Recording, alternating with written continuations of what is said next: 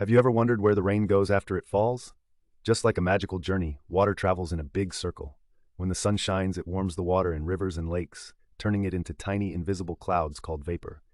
These clouds float high in the sky until they get heavy and fall back to earth as raindrops. Some of the rain soaks into the ground, helping flowers and trees grow, while some flows into streams or rivers. As the rivers carry the water, it eventually makes its way back to the lakes and oceans. And guess what? The sun shines again, and the cycle starts all over. So next time it rains, remember, it's just water on a fun trip to see the world.